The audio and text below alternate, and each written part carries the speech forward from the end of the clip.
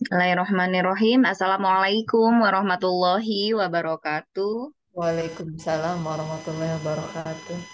Ya, selamat malam. Salam sejahtera untuk kita semua. Alhamdulillah kita bermalam mingguan lagi ya dalam pembahasan UP dan mudah-mudahan semuanya dalam keadaan sehat walafiat. Dan malam hari ini yang seharusnya Bu Dewi yang menemani kita di ini tidak bisa hadir karena ibunya sakit. Kita doakan mudah-mudahan Ibu Dewi segera kembali pulih ya seperti semula. Iya, kita doakan agar dapat beraktivitas kembali seperti biasanya. Sebelum kita ke materi pembahasan soal, marilah kita berdoa terlebih dahulu. Berdoa dimulai.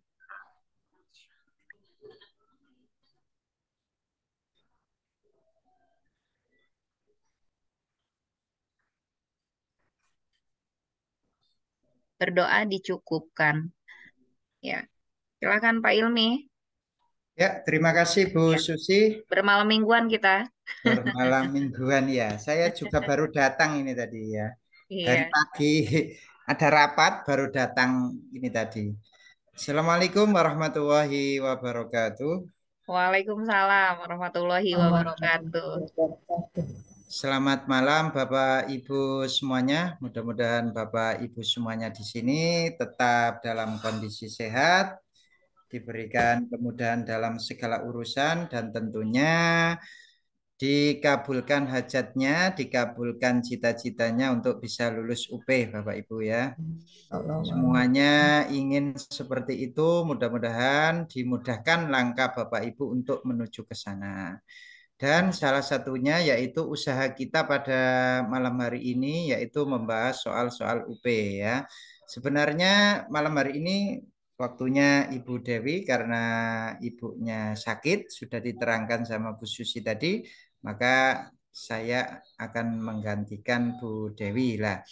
Pada malam hari ini saya akan menjelaskan yang sudah pernah kita bahas, namun kita perdalam lagi ya, karena memang waktunya kita untuk memperdalam soal-soal ya. Baik, Bapak Ibu, gimana kabarnya? Pak, Alhamdulillah baik, Pak. Alhamdulillah, Bu Maria Yulia Siswati, sehat ya Bu ya? Alhamdulillah sehat Pak. Ya, Bu Rohmah, Bu Pak, Rohmavia. alhamdulillah sehat. Oh, sehat ya. Baik, semuanya sehat dan sudah siap. Oleh karena itu, saya izin share screen. Nah, namun belum bisa share screen karena Bu Susi belum jadikan saya co-host ya. Ya, dijadikan co-host dulu Bu Susi. Hmm.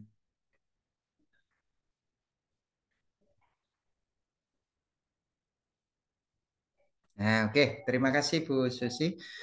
Baik, Bapak Ibu, saya mulai dari soal UP yang sepertinya saya prediksi akan muncul di 2023 ya. Jadi soal UP yang prediksi saya untuk 2023 nanti yang muncul itu sepertinya yang seperti ini nanti ya soalnya. Nah, ada salah satu yang bagian baca lah. Ayo. ya, silakan Ibu Maria Yulia. Baik, Silakan nomor satu. terima kasih. Pernahkah kamu menghitung berapa sampah yang kamu hasilkan dalam sehari? Sampah menjadi salah satu sumber masalah lingkungan di sekitar kita. Hal yang harus diperhatikan soal sampah adalah cara membuangnya, cara membuangnya, memilah, dan mengolah. Dengan ketiga hal tersebut, masalah lingkungan karena sampah dapat diminimalisirkan dengan baik. Kalimat yang dicetak miring termasuk kalimat efektif karena A. Menunjukkan kalimat yang logis dan tidak taksa makna. B. Menggunakan kata dengan hemat sehingga terkesan efektif. C. Menggunakan bentuk kata yang sejajar, yaitu kata berimbuhan mo. D. Menggunakan kata yang memiliki makna yang hampir sama. E. Menunjukkan kalimat yang lugas dan tegas. Ya, kira-kira apa, Bapak Ibu? Yang C ya Pak ya? Yang E. Yang E, Lugas dan tegas. yang mana kira-kira? Yang E, Pak. Menunjukkan E, kalimat Pak. lugas dan tegas. Yang E, menunjukkan kalimat yang Oh, lugas dan tegas. Apakah lugas dan tegas itu termasuk ciri kalimat efektif? tidak, Pak. Yang D, C, B, Pak, B. C, Pak. C. Menggunakan kata dengan hemat. C. yang C Pak, menggunakan bentuk kata yang sejajar, yaitu kata berimbang. Menggunakan bentuk kata yang sejajar. Ya, membuangnya, memilah, mengolah, itu loh Pak. Ya, Iya. kalau itu yang dicetak miring ya. Walai ya lah Pak ya. Kalau itu yang dicetak miring kan gitu Bapak Ibu ya. Ayo, yang mana kira-kira? Kan yang ditanyakan kan kalimat yang dicetak miring, termasuk kalimat efektif. Oh iya ya Pak. Yang B bisa Kalimat tidak, Pak? Bukan yang menunjukkan Yang B. berarti yang ini kan yang dicetak miring kan ya? Ya, Iya Pak, betul Pak. yang dicetak miring yang itu berarti apa kira-kira? Pak, menunjukkan kalimat. Iya ya. Oh, A ya Pak ya? Oke, coba saya berikan gambaran ini. Nah, Bapak Ibu baca, nanti baru ke jawabannya nanti ya. Coba Bapak Ibu amati. Ini ciri-ciri kalimat atau syarat kalimat efektif. Silakan. Di Pak berarti. satu dulu, salah satu ada yang baca, silakan. Ya, Bu Novia silakan Bu Novia. Iya, kalimat efektif adalah kalimat yang memiliki kandungan informasi yang baik dan tepat. Menurut Kosasih dan Hermawan 2012, kalimat efektif dengan harus memenuhi syarat sebagai berikut. Yang pertama, kelengkapan, di mana sekurang-kurangnya harus memiliki unsur subjek dan predikat. Adapun unsur kalimat yang lengkap mencakup subjek, predikat, objek, pelengkap, dan keterangan. Yang kedua, kelogisan. Kalimat yang disusun haruslah masuk akal dan dapat dicerna logika tanpa menimbulkan kesulitan untuk memahaminya. Yang ketiga, kesepadanan. Predikat-predikat yang digunakan dalam kalimat harus sepadan. Jika predikat pertama menggunakan predikat aktif, maka predikat kedua harus menggunakan predikat aktif, tidak boleh berlawanan. Contoh, usulan penelitian ini sudah lama diajukan atau pasif, tetapi kepala proyek belum menyetujui atau aktif. Kalimat ini tidak memiliki kesepadanan sehingga kurang tepat, baik disusun aktif semua atau pasif semua. Seperti kami sudah lama mengajukan atau aktif usulan penelitian ini, tetapi kepala proyek belum menyetujuinya. Predikat yang digunakan ialah aktif semua. Usulan penelitian sudah lama diajukan atau pasif, tetapi belum disetujui atau pasif oleh kepada proyek. Predikat yang digunakan pasif semua. Yang keempat, kesatuan. Gagasan yang disusun tidak boleh bertumpuk dalam satu kalimat karena dapat mengaburkan kejelasan informasi yang diungkapkan. Yang keenam, kehematan. Menggunakan kata-kata yang hemat hendaknya menghilangkan bagian yang tidak diperlukan, menjauhkan penggunaan kata depan daripada menghindarkan pemakaian yang tidak perlu, menghilangkan pleonase, serta menghindari penggunaan hipernim dan hiponim secara bersama-sama. Yang ketujuh, logis. Adanya kohesi dan koherensi antara struktur pembentuk esai, memperhatikan ejaan bahasa Indonesia atau EBI, tepat struktur fungsinya, sistematis, dan tidak ada pemborosan kata. Kohersif itu artinya terciptanya hubungan gramatik antara unsur-unsur baik dalam kalimat maupun dalam alinea, dan juga hubungan antara alinea yang satu dengan alinea yang lainnya bersifat padu, digunakan alat-alat penghubung seperti kata-kata petunjuk dan kata-kata penghubung. Sedangkan koheren atau kepaduan isi adalah kekompakan sebuah paragraf yang dinyatakan oleh kekompakan kalimat-kalimat dalam mendukung satu gagasan pokok sebuah paragraf. Sebuah paragraf memenuhi syarat kepaduan isi apabila kalimat-kalimat dalam paragraf tersebut tidak melenceng dari gagasan pokoknya. Misalnya, kalimat awalnya membahas masalah bencana alam, namun dalam kalimat kedua membahas musim durian. Dua. Baik. Sudah. Sudah, Bu. Nah, baik. Coba kita lihat berarti kalimat dikatakan kalimat efektif itu kalau lengkap kan ya, yang pertama harus lengkap. Artinya di situ ada mencakup, paling enggak itu ada unsur subjek dan predikat. Predikat ya, ini harus lengkap. Kalau lebih dari itu malah bagus ya. Nah, kemudian yang kedua adalah kelogisan, artinya masuk akal, dapat dicerna ya, tidak menimbulkan kesulitan untuk memahaminya, itu kelogisan. Ini yang kedua ciri-cirinya, kelogisan. Nah, yang ketiga kesepadanan. Ini tadi yang kita bahas. Kalau berimbuhan me ya me semua. Kalau me berarti aktif ya. Nah, coba kita lihat. Usulan penelitian ini sudah lama diajukan, ini pasif karena di ya kan. Nah, ini pasif ini. Tetapi kepala proyek belum menyetujuinya. Nah, menyetujui itu aktif. Iya kan? Nah, ini kata aktif ini kan ya. Ini aktif ini. Kata kerja aktif ini. Kata kerja aktif itu kan diawali dengan me kan ya. Nah, kalau yang pasif itu kan di. Saya makan nasi. Itu aktif. Kalau nasi dimakan saya berarti pasif. Nah, sama dengan ini. Ini tidak sepadan artinya ya. Yang sininya ini diajukan, yang sininya menyetujui. Harusnya kalau sepadan gimana?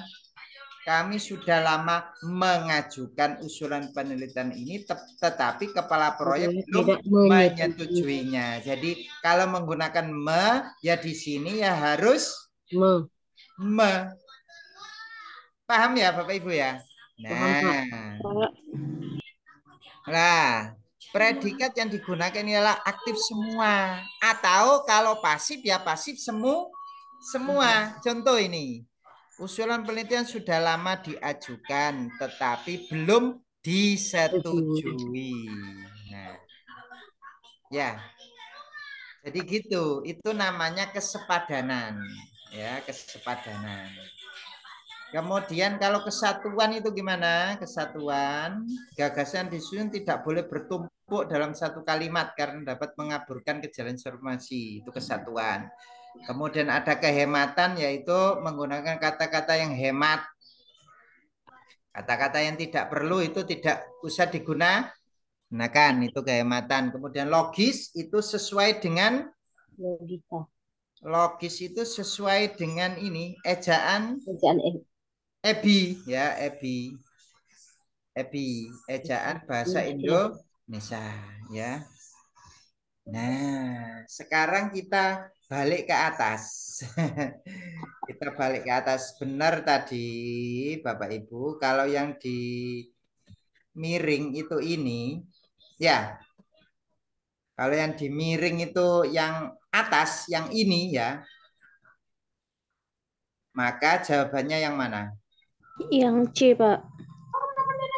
Yang C ya. C kalau itu. Kata yang sejajar. Karena apa? Karena aktif semua. Semua Nah, aktif. cocok berarti ya dia kalimat aktif ya. Kalimat efektif ya. Kenapa? Karena imbuhan Diawali dengan huruf M. Iya, karena menggunakan kata kerja aktif semua kan ya. ya Pak.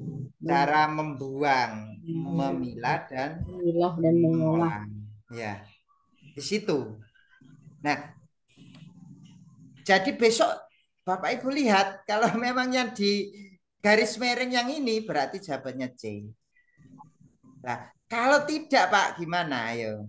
Kalau sekarang yang dimiringkan itu yang ini. Nah, kira-kira gimana Bapak Ibu?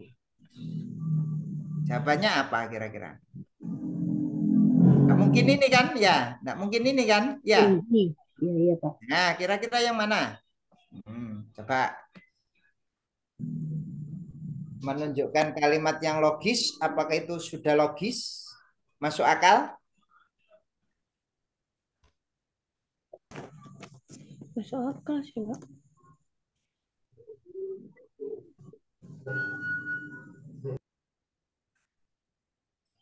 Menggunakan kata yang memiliki makna yang hampir mirip. Ini jelas tidak masuk kalimat Efektif. efektif. Jelas. Ini kita buang saja. Menggunakan kata dengan hemat. Hemat tadi masuk ya. Ciri-ciri dari kalimat efektif. Masuk. Masuk Pak. Masuk hemat. Logis juga masuk. Masuk. Logis ini masuk. Hemat. Logis itu masuk. Terus hemat juga masuk.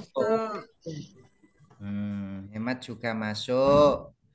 Terus habis itu menggunakan bentuk kata yang sejajar. Masuk kan ya? Masuk. Harus sejajar kan ya? Sejajar. Terus menunjukkan kalimat yang lugas dan tegas. Ada tadi di sini lugas dan tegas. Enggak. Tidak ada kan ya? Tidak ada. Tidak ada. Nah, jadi pilihannya yaitu antara ini. A dengan B. A dengan B. Yang mana kira-kira? A Pak. Menggunakan kalimat yang logis dan tidak taksa makna. Tidak taksa makna itu artinya tidak memiliki makna ganda. Iya. Diminimalisirkan itu berarti tidak ganda kan ya? Iya. Diminimalkan. Diminimalkan itu ganda itu.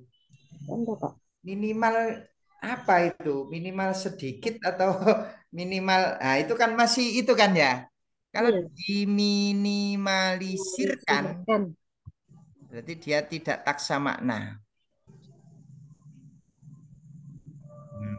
Ya kan? Jadi yang mana ini? Berarti kita pilih yang A. Kalau memang yang minimalisirkan. Iya, yang dimiringkan itu yang ini, Bapak Ibu. Kalimat yang ini maksudnya.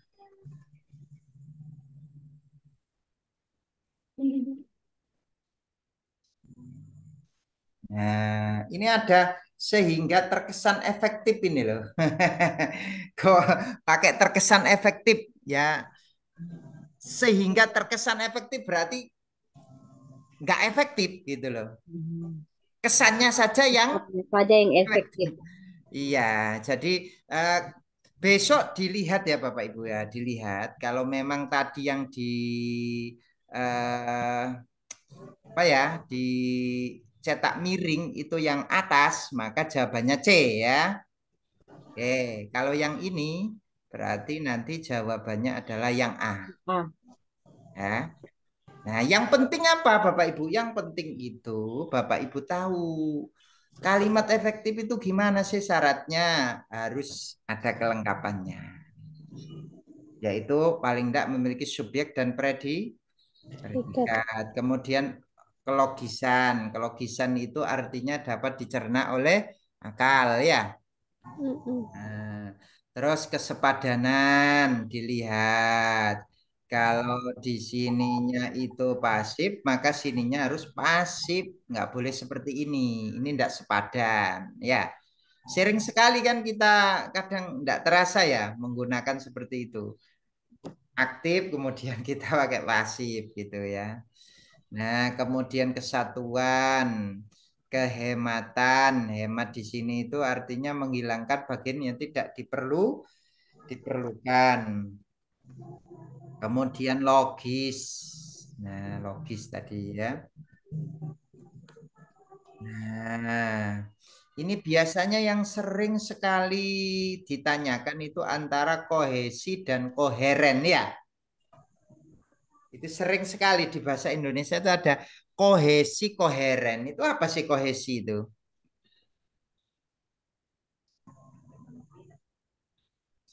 Kohesi itu hubungan gramatik ya. Artinya apa? Artinya di situ itu terhubung gitu loh. Terhubung. Jadi di situ itu menggunakan kata-kata petunjuk dan kata-kata penghubung. Jadi penghubung yang kalimat pertama kan terus menggunakan kata penghubung. Penghubungnya itu sesuai. Itu namanya kohesif. Kemudian kalau koheren apa Bapak Ibu? Keren. Koheren itu artinya sesuai. Koheren itu artinya sesuai. Misal kalimat awalnya membahas masalah bencana alam, itu yang kalimat kedua juga bencana alam. Jangan beralih. Kalau beralih ini contohnya ya. Jadi kalimat awalnya masalah bencana alam, yang kedua membahas musim durian, itu berarti tidak koheren. Tidak koheren. Ini sering sekali. Sering sekali ditanyakan di bahasa Indonesia seperti ini. Ya, jadi nanti Bapak Ibu disuruh mendeteksi, disajikan teks, ya, disajikan teks gitu, ya, potongan teks. Kemudian Bapak Ibu disuruh mencari kalimat tersebut termasuk tidak koheren. Tidak koherennya di mana? Nah, itu ditanyakan biasanya di soal, ya. Nah, jadi Bapak Ibu tahu ya. Yang penting Bapak Ibu tahu kalau kohesif itu hubungannya dengan kata hubung. Kalau koheren itu harus nyambung antara kalimat yang satu dan kalimat yang lainnya itu. Jadi satu pembahasan. Gitu. Paham ya Bapak Ibu ya sampai sini? Paham, Pak. Paham, oke. Ada yang ditanyakan terkait dengan kalimat? Makanya saya tadi di sini tidak membatasi. Yang mana saya tidak membatasi. Yang penting Bapak Ibu tahu kata kuncinya ketika ini maka jawabannya yang A. Ketika yang tadi yang tengah yang ditanyakan maka jawabannya C gitu ya. Nah, oke, baik. Yang selanjutnya ini ke IPA sepertinya ya. Ini prediksi saya ini yang muncul ya. Oke, saya menguji lagi Bu Halida. Bu Halida, koheren tadi apa Bu Halida? Koheren itu satu kalimat sama alinea itu ada hubungannya. Koheren. Ada hubungannya ya. Jadi Ya, bahasanya itu sama. Misalnya di sama. atas ya Ya. kalimat yang di atas sama yang kedua sama gitu. Kalau Ya. ya Pak, apalagi Pak? Oke, kalau kohesi apa Bu tadi Bu? Kalau kohesi itu kata penghubung. Hmm. Menggunakan kata penghubung atau petunjuk. Ya, kata petunjuk, kata hubungnya itu harus sesuai ya, nyambung gitu loh. Iya. Ya, oke, baik. Yang selanjutnya yang nomor 2, silakan Bu Halida, silakan. Ya, Bu Alida lanjut baca nomor 2. Iya, siapa? Iya, siap, Mbak. Salah satu kompetensi dasar di kelas 5 adalah 3.6 menerapkan konsep perpindahan kalor dalam kehidupan sehari-hari. Pak Bayu berencana mengajarkan materi tersebut pada hari ini. Adapun tujuan pembelajaran yang akan dicapai adalah setelah mengikuti pembelajaran diharapkan peserta didik mampu menganalisis, berpikir tingkat tinggi bagi peserta didiknya adalah tes A. Lisan, tentang indera apa yang digunakan untuk menunjukkan bahwa suatu air suhunya tinggi. B. Menjodohkan pertanyaan dan jawaban yang telah diselesaikan. C. Lisan tentang bagaimana cara mempertahankan suhu air panas di depan kelas. D. Praktek demonstrasi menirukan Pak Bayu mendidihkan air panas. E. Tertulis menyebutkan cara-cara perpindahan kalor yang diketahui peserta didik. Kalau menganalisis di sini berarti kan C4. Ya. Kalau berpikir tingkat tinggi itu biasanya bagaimana, Pak? Berpikir tingkat tinggi itu sudah masuk C4, C5, C6 lah. Berpikir tingkat tinggi itu rata-rata menggunakan Tertulis ya Pak, menyebutkan cara bukan menyebutkan ya, apa sih? siswa itu disuruh mengemukakan alasan dan mengemukakan langkah-langkahnya. C ya Pak. Langkah-langkahnya. C boleh nggak Pak? Bagaimana cara mempertahankan suhu air panas di depan kelas? Iya betul. Itu Karena pasti analisis siswa berpikir, iya ya, caranya gimana ya? Iya, Nah, boleh nggak Pak? berpikir. Tapi kalau menjodohkan, oh ini langsung saja kan ya? Iya. Lisan tentang indera apa yang digunakan loh. Kalau apa itu ya cepat mudah dijawab ya kan? Kalau sebutkan berarti C1 ya Pak menyebutkan. Iya, sebutkan masih C1. Iya. Berarti jawabannya C Pak. Bagaimana Jawabannya C ya. suhu air panas? Ya, siap. Praktek demonstrasi menirukan. Menirukan itu berarti kan tinggal niru saja, duplikat ya. Iya Pak. Berarti belum berpikir tingkat tinggi. Jadi di sini kata kuncinya ini loh Bapak Ibu. Sudah saya beri penjelasan sebenarnya ya. Nah, di sini kata kuncinya. Bapak Ibu, makanya kalau pas waktu PPG kemarin kan disuruh menuliskan apa istilahnya ya, pertanyaan-pertanyaan pemantik yang hot. Iya Pak. Nah, yang hot itu yang mana kira-kira? Ya, jangan menggunakan kata apa, siapa, ya. Bagaimana? Bagaimana? Gimana? Itu jawabannya singkat itu. Kalau bagaimana Pak enggak ya? Kalau bagaimana itu sudah hot. Ya. Ya, sudah hot. Jadi kata tanya yang menunjukkan berpikir tingkat tinggi itu adalah menggunakan kata tanya mengapa dan bagaimana. Iya, kalau kita pakai kata siapa, nah siapa Bapak proklamator kita, pakai berpikir Bapak Ibu, langsung dijawab siapa, kan gitu kan? Singkat ya Pak. Insinyur Soekarno dan Bapak Muhammad Hatta kan gitu kan ya. Nah, jadi jawabannya singkat, tapi kalau mengapa, nah itu panjang itu. Anak-anak itu sudah diminta untuk berpikir.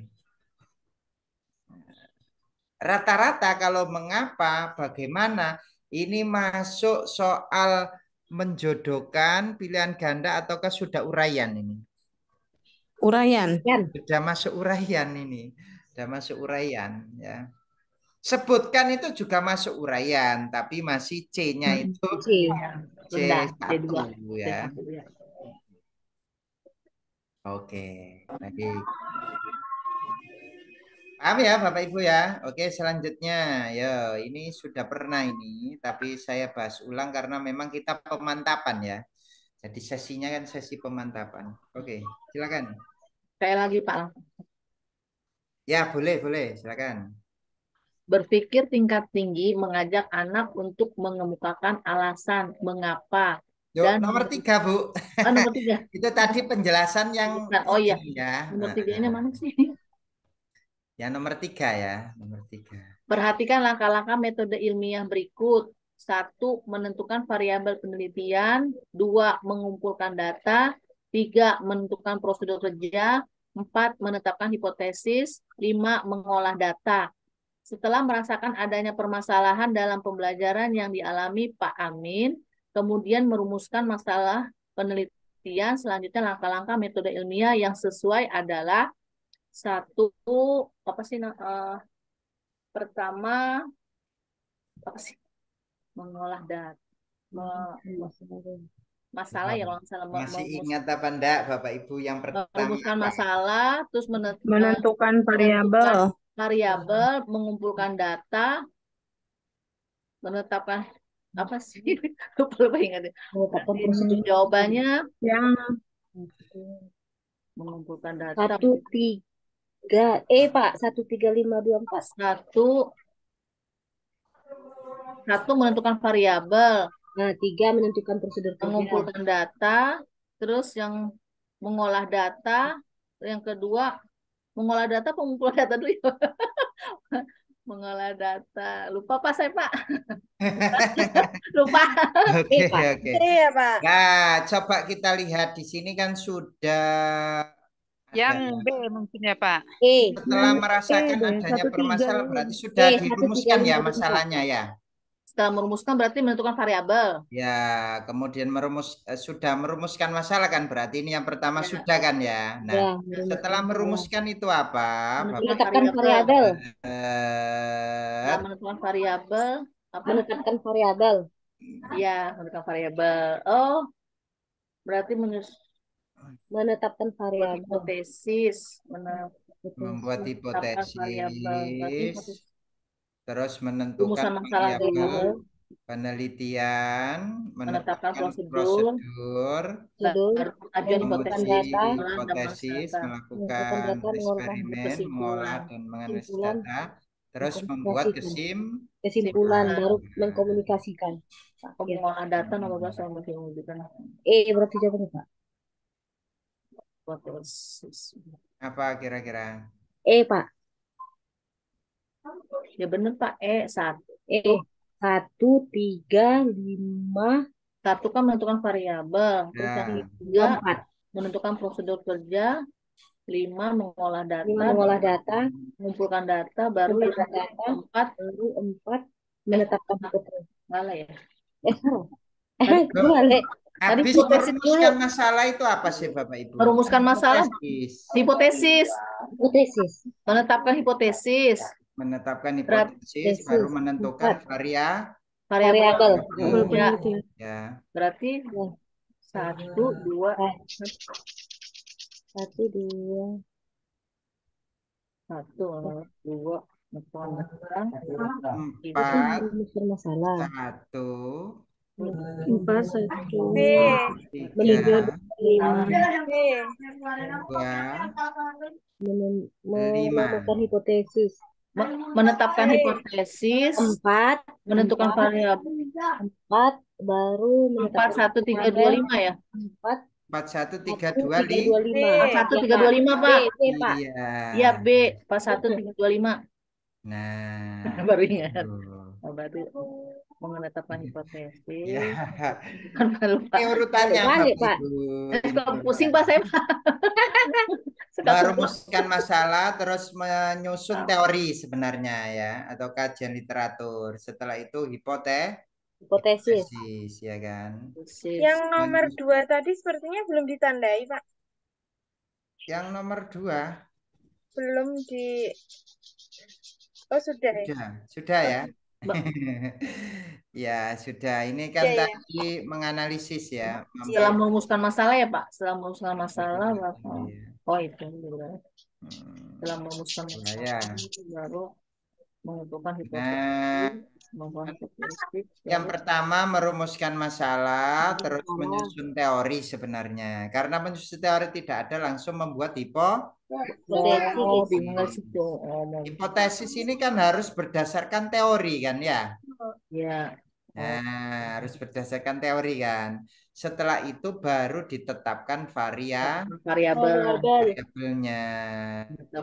Variabel baru variabelnya terus prosedur variabel dulu baru terus melakukan eksperimen, mengolah dan menganalisis data, baru kesimpulan. Berarti membuat kesimpulan, mengolah data dulu, baru terakhir membuat kesimpulan, kemudian hipotesis, melakukan eksperimen. Nah, baru publikasi. Jadi 4 dulu ya Bapak Ibu ya. Ya 4 dulu Pak. 4 dulu kan. Nah, ya. Masa 4 diterakhirkan? Ini kan jelas salah ya. Merumuskan masalah, menentukan Nah, ini jelas variabel, salah. menentukan prosedur kerja, terus yang kedua baru. Ini juga begitu jelas salah. Masa menetapkan hipotesis kok di hampir terakhir ya?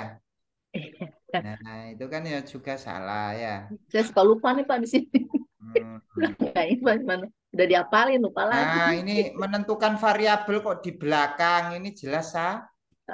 salah. Menentukan variabel ya tentunya di Nomor nomor 3 sebenarnya ya. iya, nomor 3 Hmm. merumuskan. Jadi ini Bapak Ibu, ini yang sering salah ini. Jadi setelah ini jangan ada yang salah lagi ya. Oke, baik. Variabel menentukan data, prosedur kerja, hipotesis.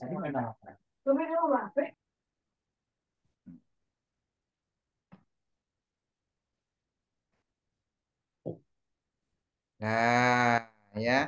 Jadi ini tadi salahnya di sini nih ya. Masa variabel kok di menjelang akhir kan tidak mungkin ya.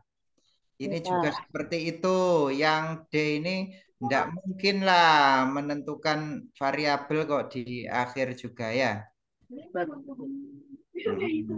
Berarti setelah merumuskan Yang masalah, baru ini apa ya? Baru hipotesis. menetapkan hipotesis kok menjelang akhir kan tidak mungkin Bapak Ibu ya. Hipotesis. Jadi hipotesis itu kan sebelum prosedur kerja kan ya. Nah, sebelumnya itu. Jadi ini jelas salah ini ya, jelas salah. Maka jawaban yang tepat adalah yang B. Nah, ini juga begitu. Masa menetapkan hipotesis kok di akhir? Kalau menetapkan hipotesis di akhir lah balik lagi lah ya. Hipotesis itu kan ada masalah, terus kita duga. Saya punya masalah ini dengan pembelajaran. Dugaan saya itu nanti bisa diselesaikan dengan ini, kan gitu ya. Baru dicari variabelnya, terus diteliti, ya. Nah itu, yang betul seperti itu, Bapak Ibu. Menentukan variabel, menentukan. Jadi yang pertama itu adalah merumuskan masalah, terus mengumpulkan data, menetapkan hipotesis, menentukan menetapkan variabel, variabel, terus menetapkan prosedur menentukan kerja, prosedur kerja, baru setelah mengumpulkan itu data, baru mengolah data, mengumpulkan datanya, baru mengolah dan menganalisis diolah. data, Setelah diolah disimpulkan, baru publikasikan. baru dipublikasikan. Tuh, jadi enggak masuk akal kalau variabel ditaruh di belakang. Kalau variabel ditaruh di belakang berarti lah enggak jadi meneliti. Ya. Terus yang C itu nomor 4, menetapkan hipotesis kok menjelang akhir ya. Ya, habis menetapkan hipotesis terus mengolah data. Nah, ini keliru juga ya. Jadi hipotesis itu sebelum menentukan prosedur kerja. Harus sudah diketahui dulu. Oh, dugaan saya itu dapat diobati dengan ini kan gitu. Nah, ini yang tepat adalah yang B, Bapak Ibu. Oke. Ini sering sekali keluar tapi banyak yang salah. Salahnya itu karena tidak memahami urutannya. Urutan dari metode ilmiah.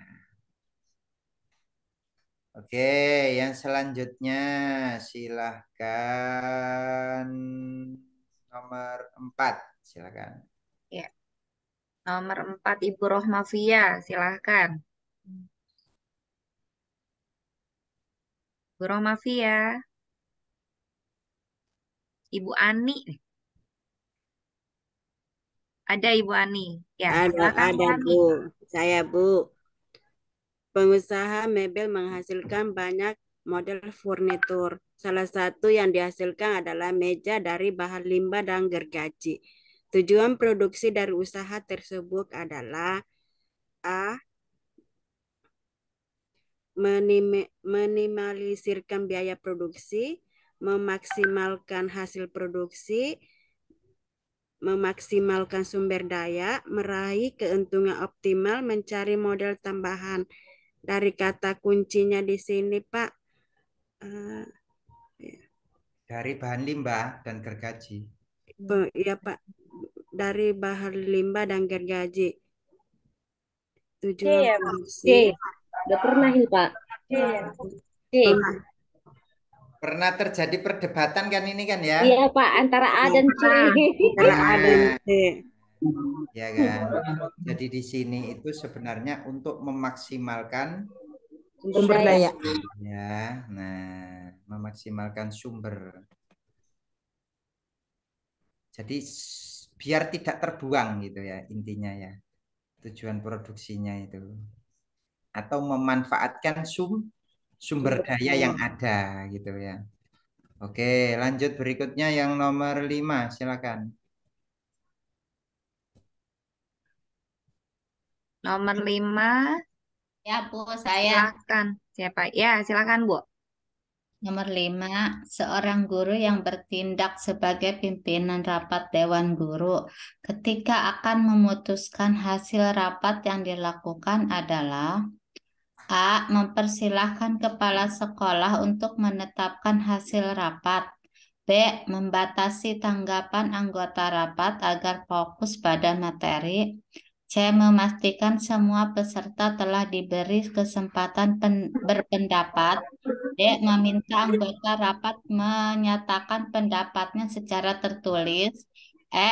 Mengarahkan pendapat anggota rapat agar rapat cepat selesai. C.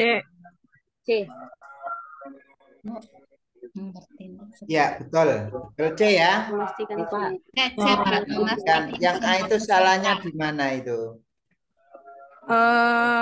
Itu hanya kepala sekolah saja yang yang boleh mengeluarkan pendapat. Iya. Di sini kan guru yang memimpin, berarti yang menetapkan nanti ya semuanya kan.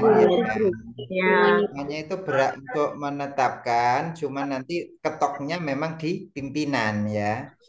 Nah, jadi memastikan semua telah diberi kesempatan berpendapat. Ini yang lebih tepat ya. Bagaimana dengan option E, Pak Ilmi?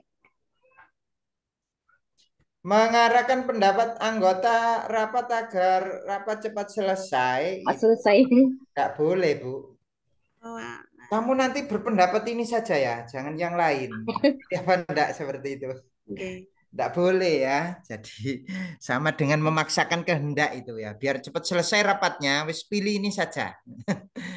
Jadi itu enggak boleh ya, Bapak Ibu. Jadi yang benar adalah yang C. Yang C ini artinya benar-benar demokratis ya, benar-benar demokratis ya. Oke, selanjutnya yang nomor 6. Ibu Idawati, silakan Ibu Ida.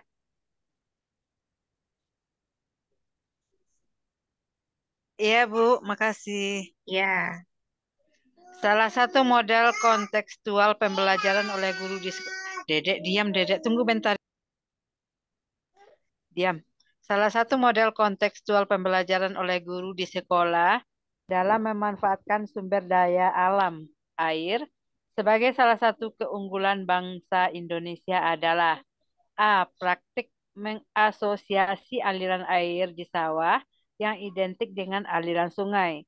B. Mendemonstrasikan proses meletusnya gunung berapi. C. Membentuk peta konsep manfaat sumber daya alam bagi manusia. D. Mempelajari ekosistem dari berbagai bahan kepustakaan. E. Tayangan video tentang biota laut dari berbagai wilayah. Yang meraktik organisasi aliran air. Iya, Pak.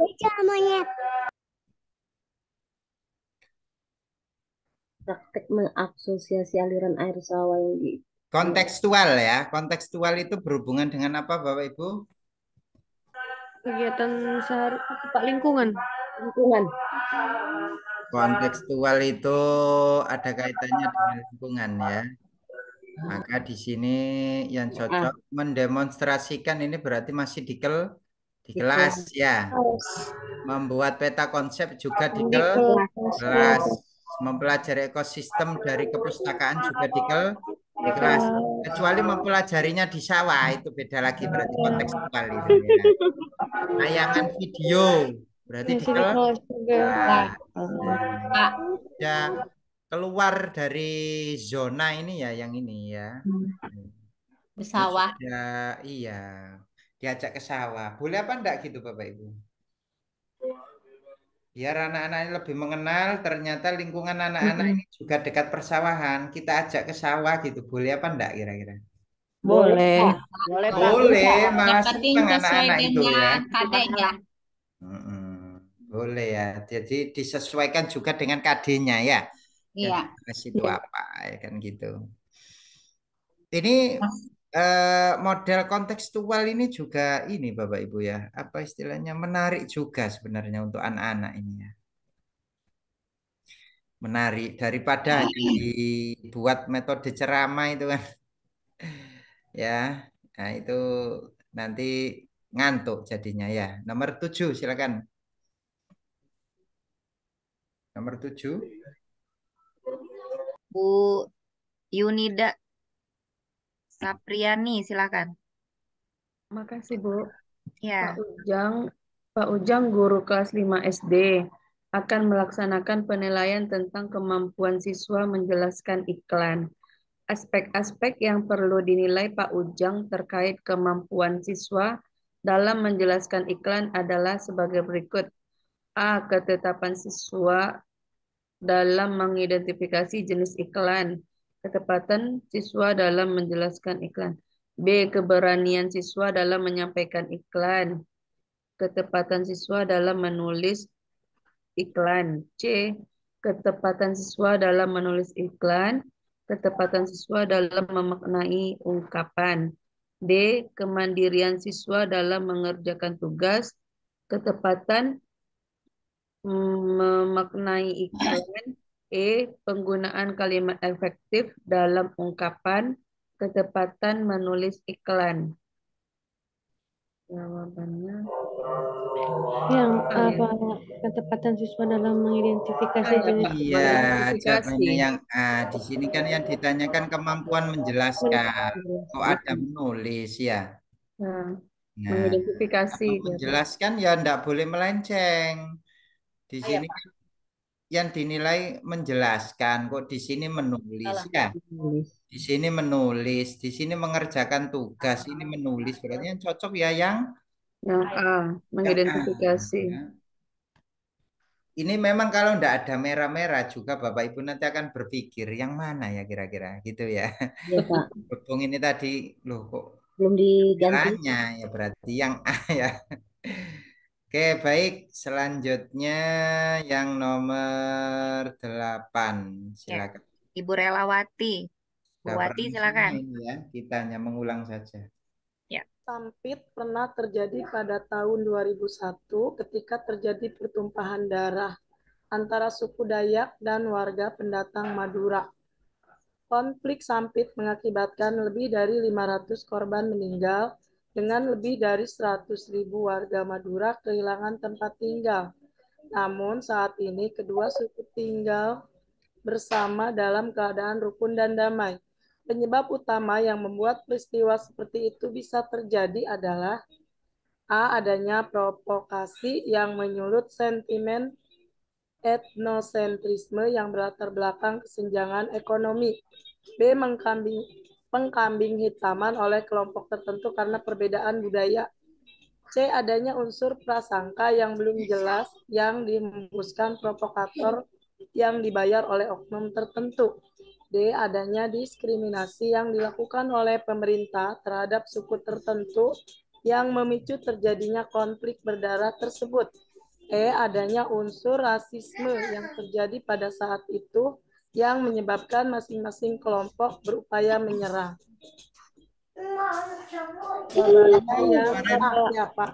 Adanya provokasi yang menyulut akibat latar belakang kesenjangan ekonomi. Kesenjangan ekonomi ya, memang ini kan gara-garanya kesenjangan ekonomi, kemudian tersulutlah etnosentris. Etnosentris itu apa Bapak Ibu? Ini penyakit budaya ya. Etnosentris itu apa? Masih ingat? Menilai budaya sendiri lebih baik Ya. daripada budaya lain. Menilai budaya orang lain dengan budayanya sendiri. Patokannya budayanya sendiri. Terus kalau prasangka itu gimana Bapak Ibu? Sebuah sikap negatif terhadap anggota kelompok. Prasangka itu kan masih dugaan kan ya? Iya. Bukan duga itu. Sikap negatif terhadap suatu kelompok. Diskriminasi apa Bapak Ibu? Perbedaan. Membeda-bedakan golongan. Beda-bedakan ya kan. Nah, kemudian rasisme. Oh my God. Kurangan sikap. Rasisme itu Rasisme itu yang kayak standar budayanya sendiri. Mengunggulkan budaya sendiri. Rasisme bukan standar budayanya sendiri. Jadi rasisme itu golongan yang paling besar itu dia menguasai gitu. Itu rasisme itu. Oke, jadi di sini kasus Sampit itu memang latar belakangnya adalah kesenjangan ekonomi, kemudian adanya provokasi sehingga menyulut etnosentrisme ya. Oke. Lanjut berikutnya nomor 9, silakan. Nomor 9 Ibu Lilis Sapianti. Silakan Bu Lilis. Baik, terima kasih Bu Susi. Ya. Ketika mengajar praktikum biologi, ada seorang siswa baru yang sama sekali belum mengerti cara menggunakan alat-alat praktikum. Sebagai guru biologi, yang Anda lakukan adalah A. Meminta siswa tersebut mengamati cara yang Anda contohkan di depan kelas oleh siswa lain. B. Menjelaskan kepada siswa baru sampai memahami cara menggunakan alat praktikum. C. Menjelaskan secara singkat cara menggunakan alat biologi, selanjutnya diserahkan laporan. D. Meminta siswa baru tersebut mengamati cara teman-temannya dalam melakukan praktikum. E. Meminta bantuan siswa lain menjelaskan kepada siswa baru penggunaan alat praktikum. B. Menjelaskan kepada siswa baru sampai memahami cara menggunakan alat praktikum. Yang apa? Meminta siswa tersebut mengamati cara yang Anda contohkan oleh siswa lain. Apa? Ya. Halo Bapak. Nah, ini keuntungannya apa kalau kita jawab yang A? Mengamati. Menghemat waktu, Pak. Iya, jadi tidak mungkin kita itu kok mengulang lagi, tidak mungkin ya. Nah, nanti siswa yang lain kan terabaikan nanti ya. Nah, jadi di sini mengamati cara yang Anda contohkan di depan kelas oleh siswa lain. Dengan seperti itu dia akan paham ya. Dan siswa lainnya tidak dirugikan.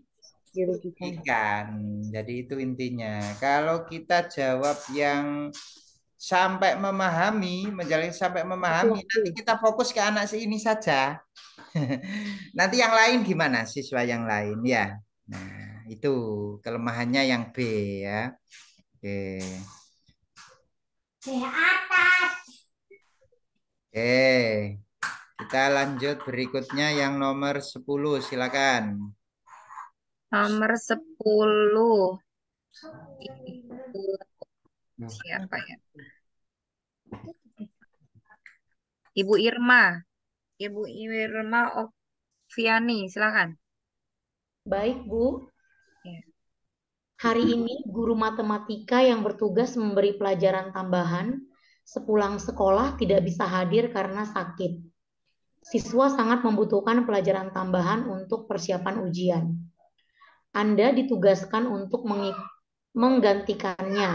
Maka yang Anda lakukan adalah A. Membelajarkan jam pelajaran tambahan sesuai jadwal. B. Cukup memberi soal latihan tanpa membahas materi. C. Melakukan diskusi kelompok pelajaran matematika. D. Memberi saran siswa belajar matematika secara mandiri. E. Memulangkan siswa karena guru tidak hadir karena sakit. A. Yang A. Nah ya, jadi kalau kita jadi guru pengganti ya kita ajarkan sesuai dengan jadwalnya ya. Oke. Oke, lanjut berikutnya yang nomor 11. 11. Ibu Sela Azri, silakan Bu Sela. Baik, terima kasih Bu Susi. Nomor 11, ketika seorang guru menonton siswa menampilkan kesenian daerahnya dalam suatu acara pentas seni di sekolah, guru dapat mewujudkan apresiasinya dalam bentuk A. Menunjukkan kekurangan dan kelebihan yang ditampilkan untuk perbaikan pertunjukan di masa yang akan datang. B. Mendorong siswa lain untuk mempelajari semua bentuk kesenian untuk membuktikan variasi budaya. C. Menikmati saja kesenian daerah yang ditampilkan siswa secara sepintas lalu merasa asing dan aneh. D. Mendorong siswa untuk tampil lagi di kesempatan lain walaupun disadarkan yang dituduhkan banyak kesalahan. A. Menunjukkan kekurangan dan kelebihan, Pak. Ya. Memberikan apresiasi. Menunjukkan kekurangan dan kelebihan itu termasuk apresiasi ya. Ya, termasuk apresiasi. Oke, lanjut berikutnya yang nomor 12. Kemarin sudah ini. Ya. Nomor 12. Ibu Muhariro, silahkan. Pancasila dirumuskan dan dibahas dalam sidang BPUPKI dengan tujuan menjadikan Pancasila sebagai dasar negara. Para anggota BPUPKI dalam Panitia 9 menentukan tujuan dirumuskannya Pancasila sebagai dasar negara yang sah. Dengan demikian, jika ditinjau dari asal mulanya atau sebab terjadinya, maka Pancasila telah memenuhi syarat sebab kausalitas. A. Kausa formalis, B. Kausa finalis, C. Kausa materialis, C. Kausa prima, D. Kausa efisien. Belum belajar ini. Kausa finalis. B. Finalis. Ya, finalis itu terakhir ending. Ya, finalis ya, Pak. Finalis itu terakhirnya jadi apa? Terakhirnya jadi dasar negara, itu finalis. Dasar negara. B. Terakhir B. Dijadikan sebagai dasar negara yang sah. Finalis. B ya. B, sebab terjadinya B. Iya, yang finalis. Iya, betul. Pancasila sebagai dasar negara Republik Indonesia. Yang mana kira-kira? Kalau materialis itu sebab yang menjadikan Pancasila ada. Pancasila itu ada karena nilai-nilai budaya masyarakat kita, kan gitu kan ya. Kemudian formalis itu rumusan Pancasila berurutan dari sila pertama sampai sila kelima. Kemudian kausa efisien itu BPUPKI dan PPKI. BPUPKI dan PPKI. Ini yang membingungkan kan tadi ada BPUPKI. Tapi PPKI-nya ada apa enggak? Tidak. Enggak ada. Condongnya ke Pancasila sebagai dasar negara. Ya kan? Nah ini kan. Menentukan tujuan dirumuskan Pancasila sebagai dasar negara yang sah. Kan? Berarti finalis. Ya, finalis ya. Finalis ya. Nah, ini kan Pancasila dirumuskan dan dibahas pada sidang BPUPKI dengan tujuan menjadikan sebagai dasar negara. Lah, tujuannya kan sebagai dasar negara ya. Lah kalau di sini tuh ceritanya BPUPKI prosesnya BPUPKI dan PPKI berarti nanti masuknya ke mana Bapak Ibu? Efisien ya, efisien, keefisien. Gitu Bapak Ibu ya. Karena ini sudah ini kan dirumuskan sebagai dasar negara. Sebenarnya ini hanya menipu saja ini Bapak Ibu. BPUPKI-nya ya mengecoh ya Pak. Ya, mengecoh saja. Ini Bapak Ibu kan mesti milihnya nanti antara finalis dan efisien. Nah, coba ini sebenarnya kan dihilangkan saja kan sudah itu kan. Nah, ini kan. Ini kalau dihilangkan bunyinya gimana? Pancasila dirumuskan dengan tujuan menjadikan sebagai Pancasila sebagai dasar negara. negara. Nah, itu sudah cukup. Berarti nanti masuknya ke Nggak final. ngaruh ya Pak kalimat itu hilang? Iya. Kalau kalimat itu dihilangkan, pasti Bapak Ibu jawabnya finalis. Tapi kalau ada seperti ini, pasti Bapak Ibu bingung antara kausa finalis atau kausa efisien. Ya memang dibuat seperti itu biar bingung. Kalau enggak bingung kan enggak soal UP ya. Bingung kan enggak soal UP ya. Nah itu. Itu Bapak Ibu ya. Jadi diingat-ingat kalau di situ ada BPUPKI dan PPKI yang dibahas itu detail adalah prosesnya, maka masuknya ke efisien ya. Nah, oke. Lanjut. Berikutnya, kalau ada PTK itu mesti ada artikel. Artikel itu terdiri dari apa saja? Di sini dimintai susunannya ya. Susunan dari artikel. Apa saja kemarin Bapak Ibu? Artikel. Abstrak, pendahuluan, bahan metode, metode. B, Pak. Yang B, Pak. Pendahuluan, bahan, dan metode, hasil pembahasan, kesimpulan dan daftar pustaka. Ini. Ya.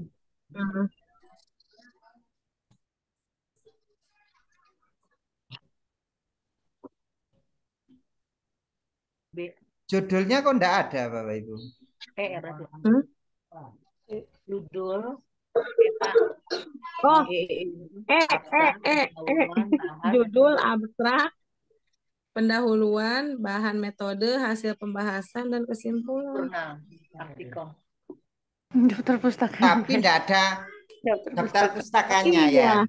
Nah, enggak ada tapi kan kita itu kan disuruh di sini kan cari bagian isi isinya, Pak. dari artikel ya. Isi dari artikel itu langsung abstrak tanpa judul yang enggak bisa loh Bapak Ibu ya. Harus judul dulu. Judul itu malah yang sangat penting ya.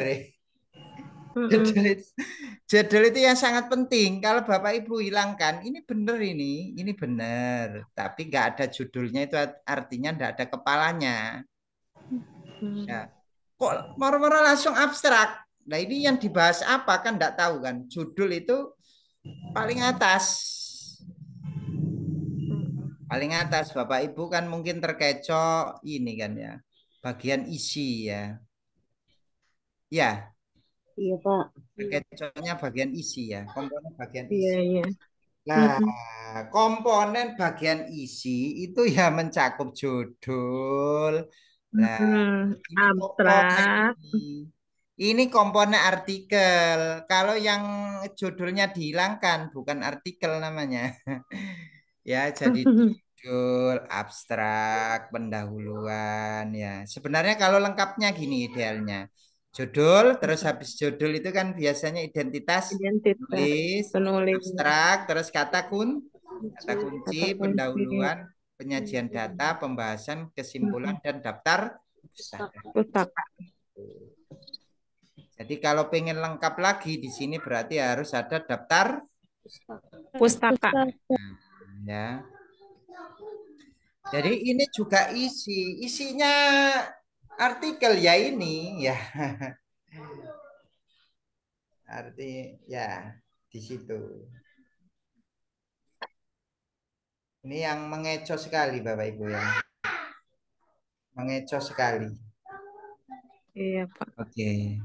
Nah ini ya ragu-ragu juga kok gak ada daftar pustakanya gitu ya yang E. Nah itu. Oke lanjut berikutnya.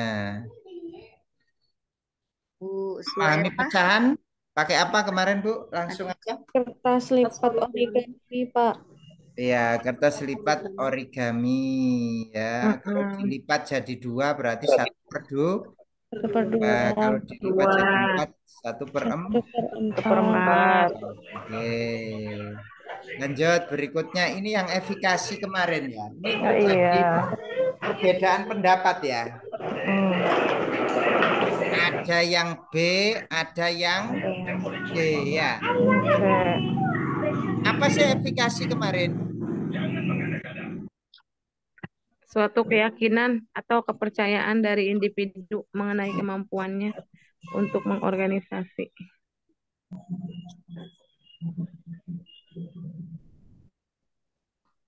Efikasi itu kepercayaan di diri ya. Kepercayaan diri.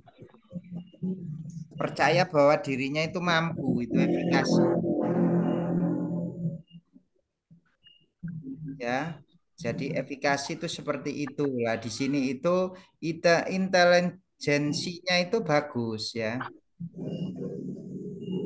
Jadi intelijensinya itu bagus, tapi yang tidak bagus itu adalah efikasinya. Efikasinya rendah.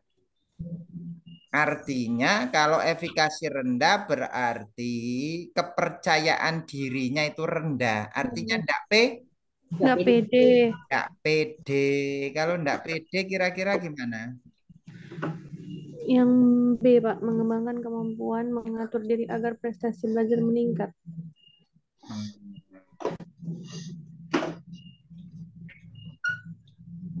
Mengatur diri. Mengembangkan kemampuan Mengatur diri Bapak Ibu. Biasanya kalau orang enggak pede itu kemana ya larinya biasanya? Meningkatkan kemampuan diri. Motivator-motivator itu kan biasanya kan ya. Terapi interpersonal.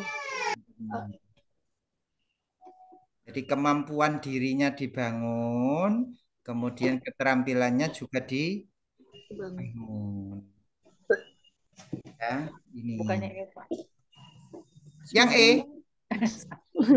Mengembangkan kemampuan empati. Kalau empati itu nanti larinya ke bukan efikasi, Bu.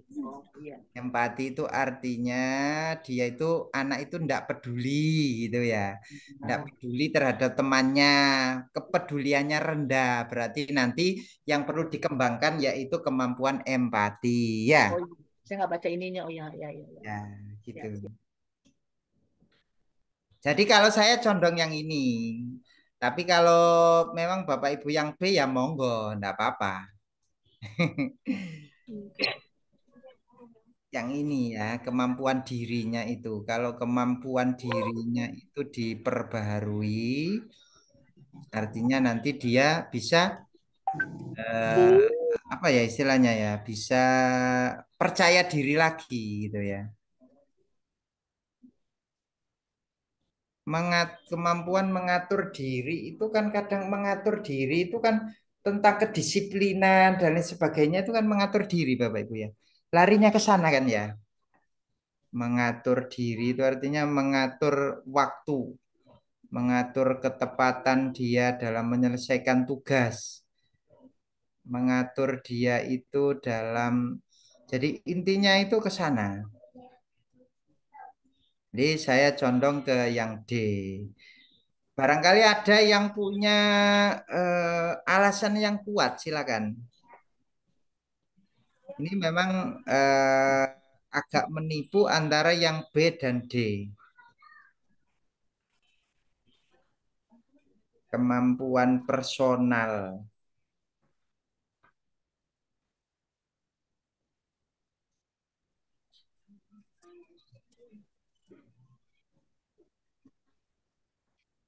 Kalau kemampuan personal tadi intelijensinya sudah bagus ya.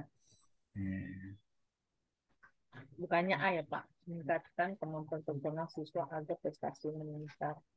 Kemampuan personal itu kan nanti dia intelijensinya itu kan bagus Bu. Cenderung di sini kan dia itu tidak percaya diri.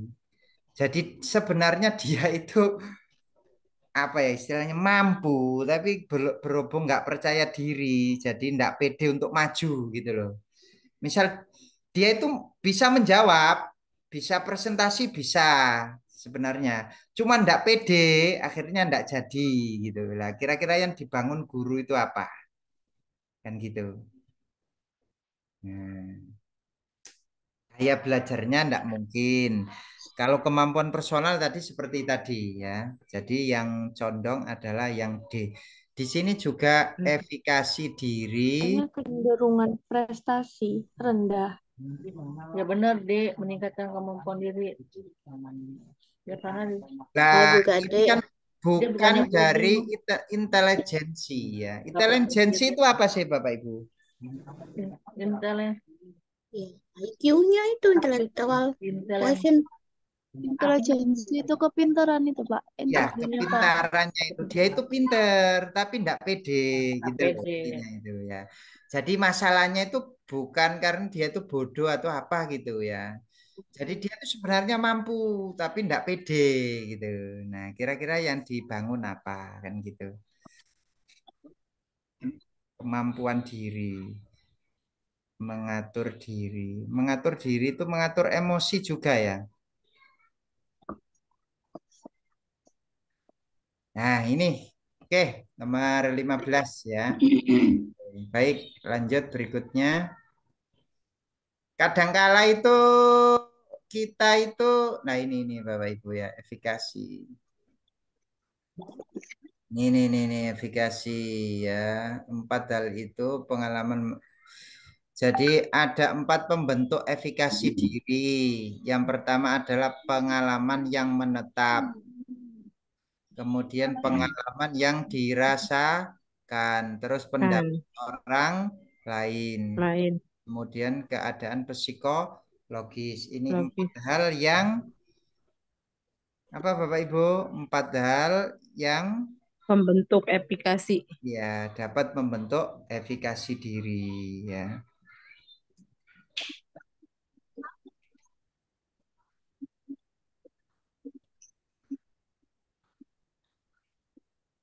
Oke, lanjut berikutnya yang nomor 16 silakan.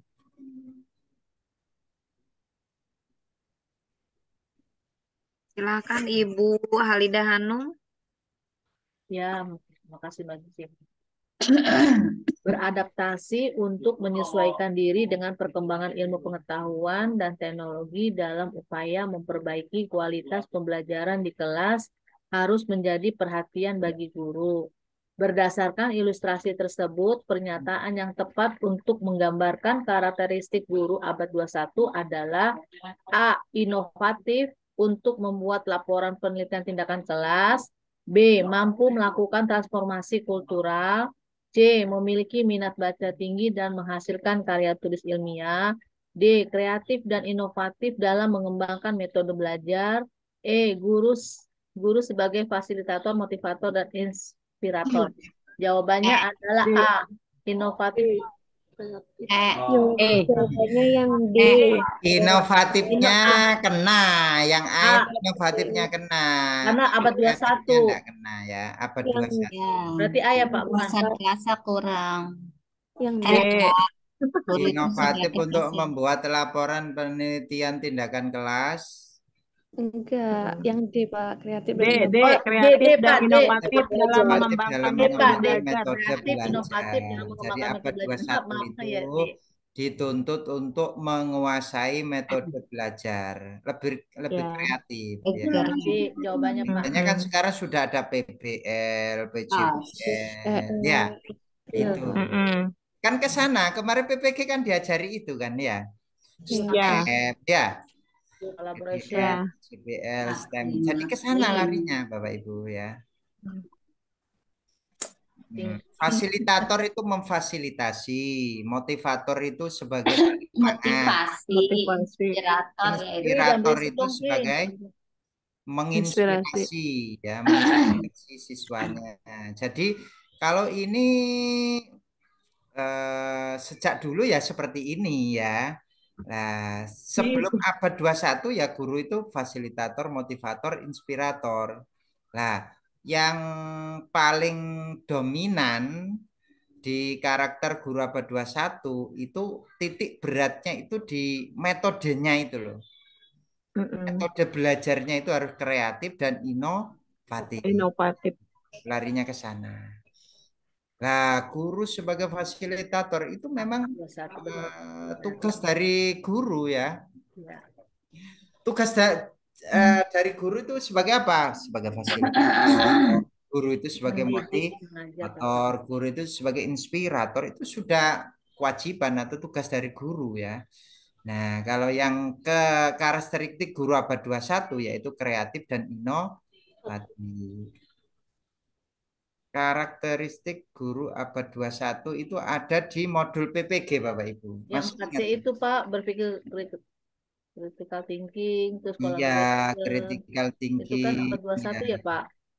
Abad 21 itu. 4C itu loh. 4C, iya. Masih Ya, benar. kan ada creativity di situ ya. 4C itu loh Bapak Ibu. Nah, di situ. Jadi yang mana kira-kira? Ya, yang D. Ya. Aduh. Yang D jawabannya. Waduh.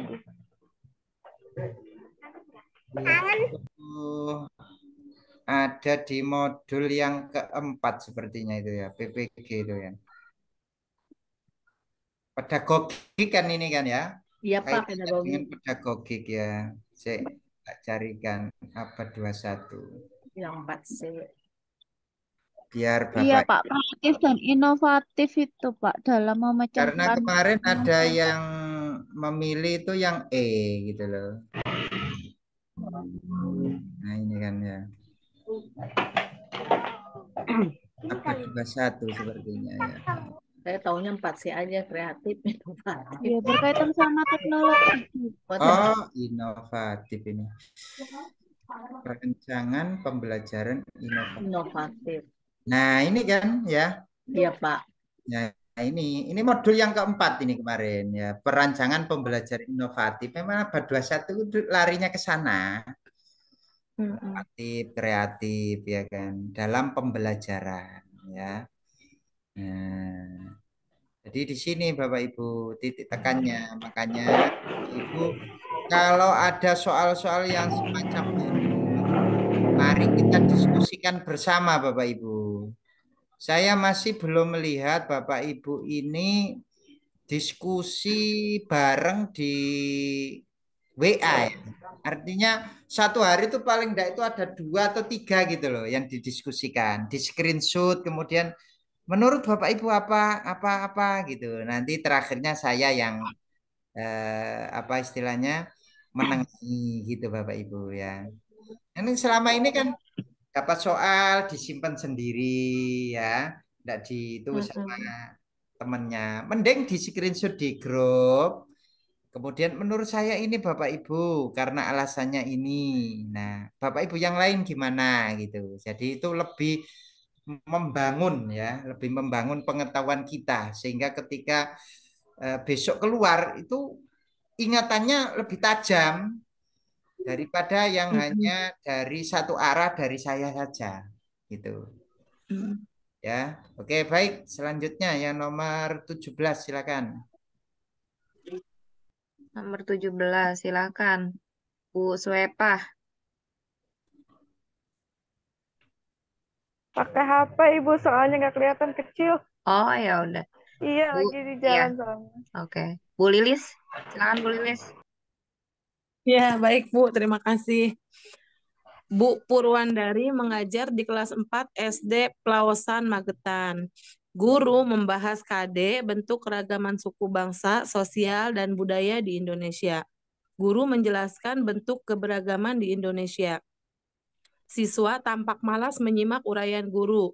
Setelah dievaluasi, hanya 5 orang dan 21 siswa yang menjawab dengan benar. Bu Purwandari merefleksi dan berencana melakukan penelitian tindakan kelas. Atas dasar identifikasi masalah itu, maka rancangan PTK yang tepat adalah A. Peningkatan proses dan hasil belajar keberagaman suku bangsa dan budaya dalam masyarakat melalui media etnik grup MAP siswa kelas 4 SD Plausan Magetan. B. Pengembangan model pembelajaran menggunakan Globe dan media Google Earth untuk materi wawasan Nusantara di kelas 4 SD Plausan Magetan. C. Pengaruh PBL terhadap pemahaman keberagaman suku bangsa, sosial, dan budaya dalam masyarakat. Pak Ilmi di scroll ke bawah, hanya Ya, terlihat oke, sampai C. baik. Lanjut.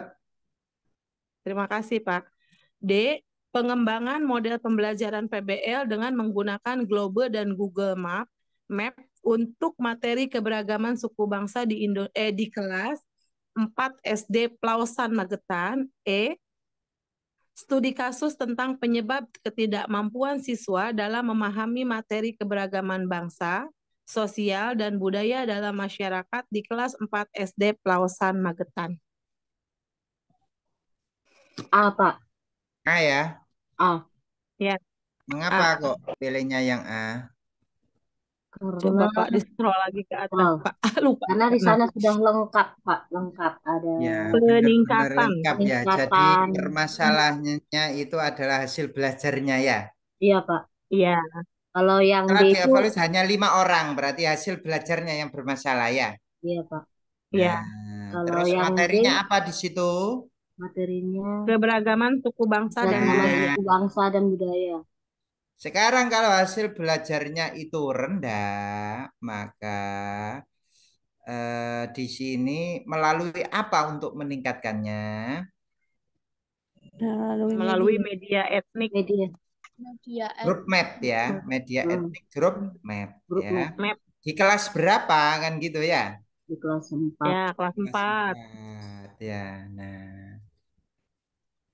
Jadi kalau yang B itu Pengembangan. masalahnya tidak diketahui.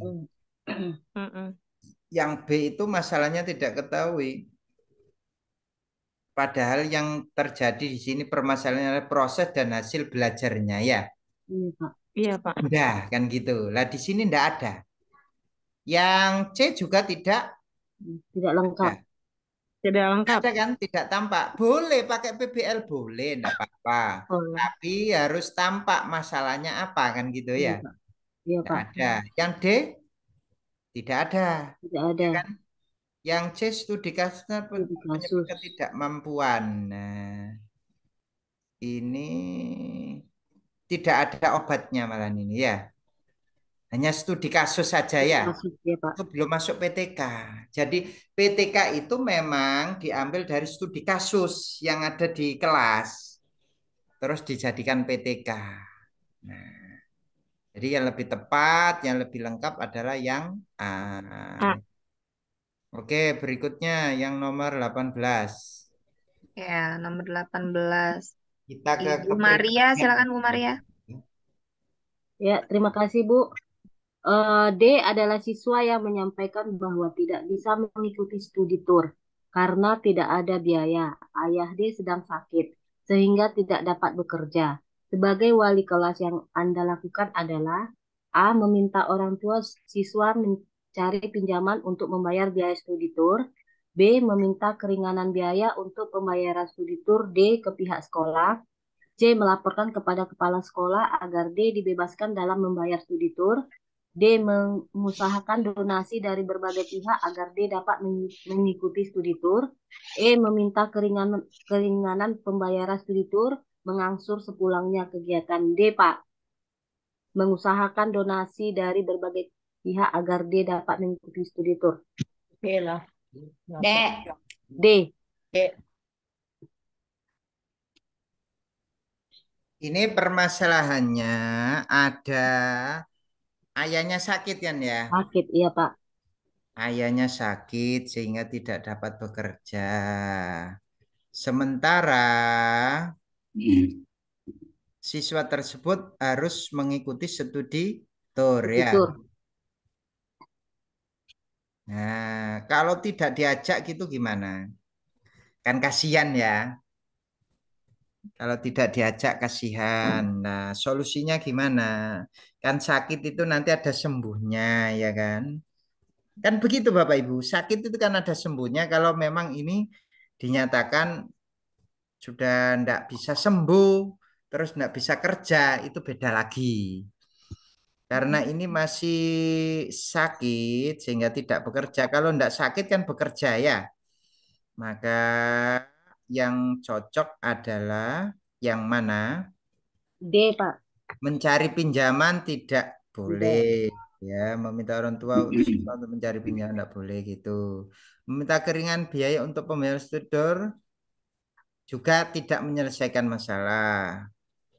Kemudian melaporkan kepada kepala sekolah dibebaskan dan dalam membayar studi tour nanti sekolahannya itu dibayar dari mana kan gitu ya. Betul. Nah, kan gitu.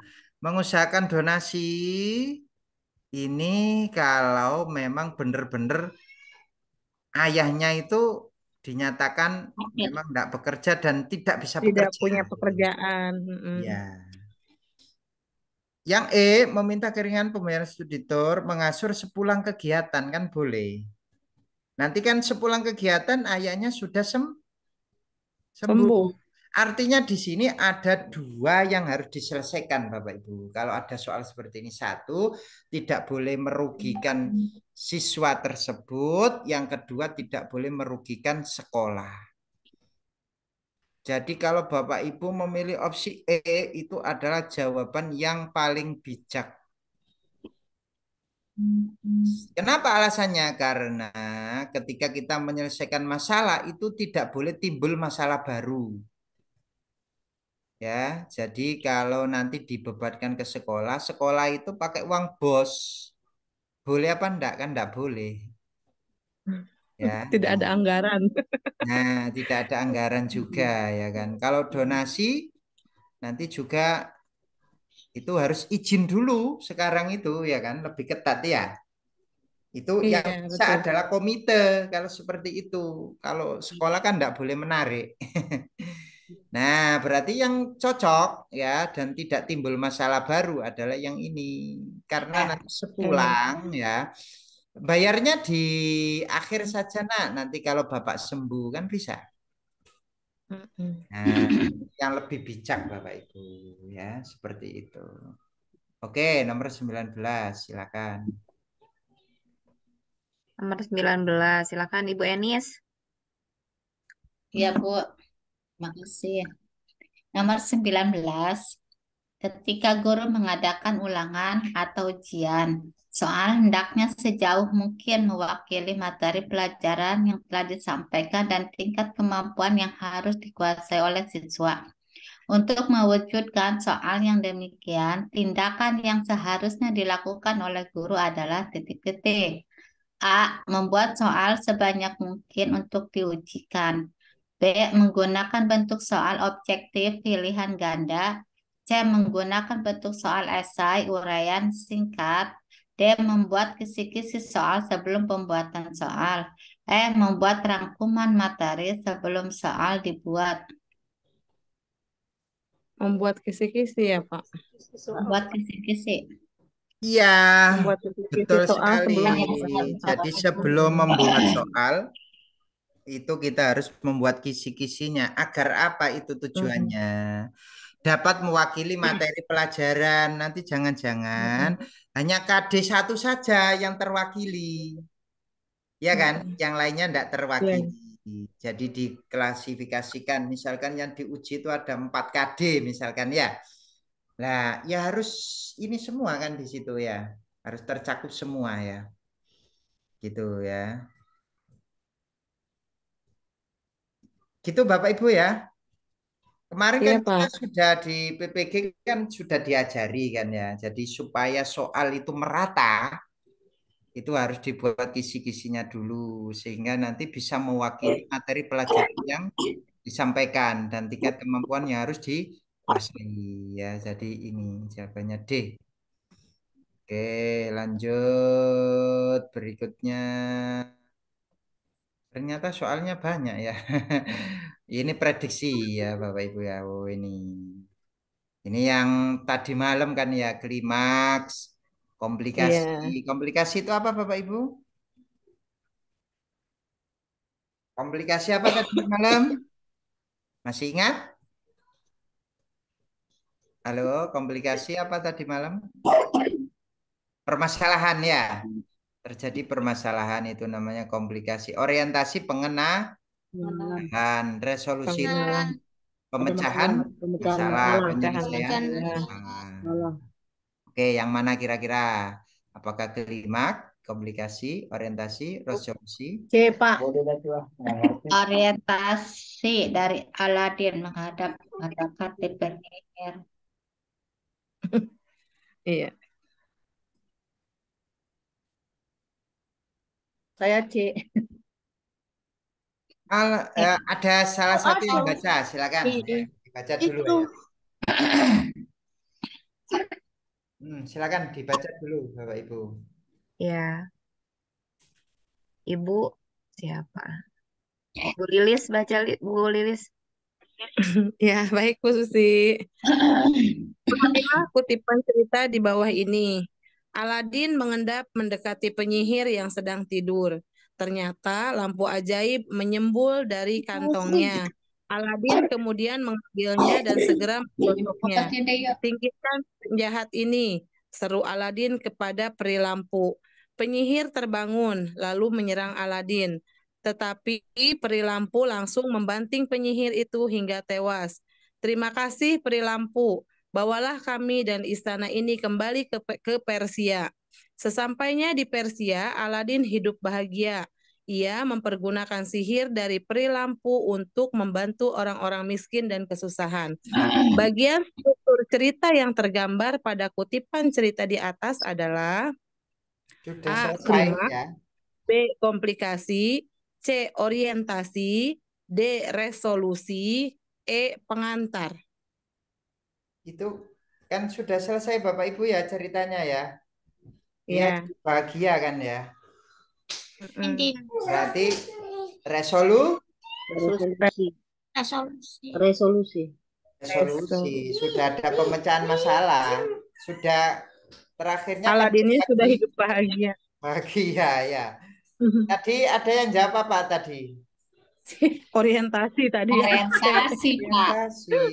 Nah, ini sudah Dari hidup lampu bahagia. membantu orang-orang miskin dan Yang kesusahan. mempergunakan sihir dari peri lampu untuk membantu orang-orang miskin sudah hidup bahagia Bapak Ibu ya.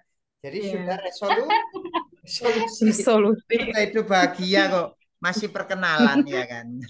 Bacanya depannya aja. Ya, jadi kalau resolusi itu ya diceritakan Aladin itu dari keluarga apa ya kan. Pada zaman dulu hiduplah itu masih resolusi ya. Kalau seperti ini Anda gimana?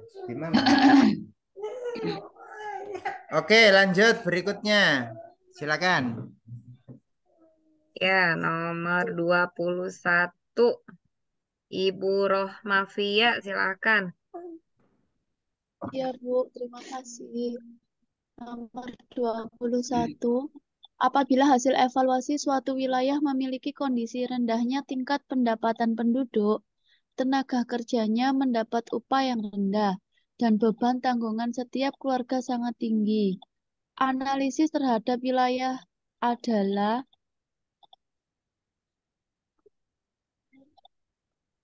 jumlah kondisi pendapatan penduduk.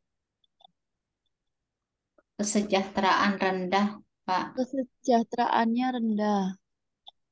Kesejahteraannya rendah. Kok tahu kesejahteraannya rendah dari mana?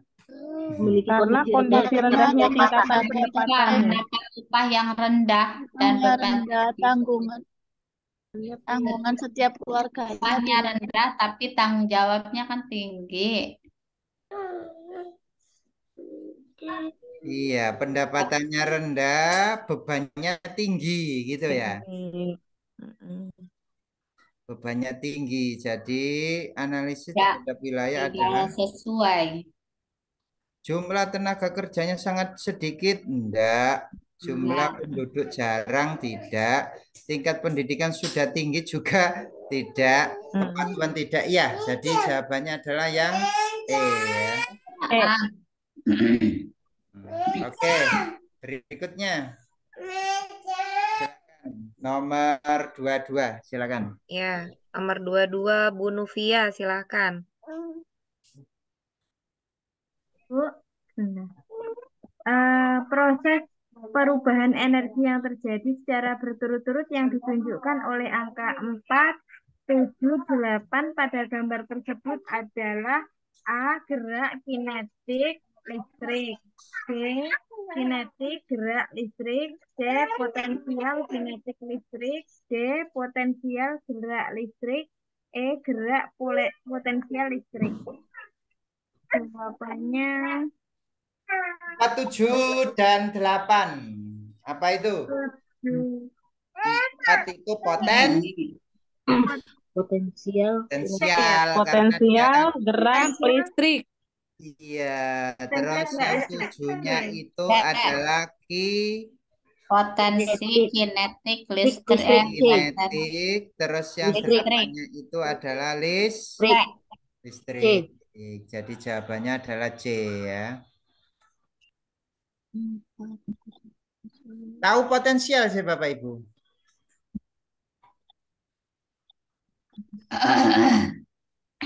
Nah, coba kita lihat ini prosesnya ini sering sekali digambarkan seperti ini ya. Jadi ini tenaga air ya.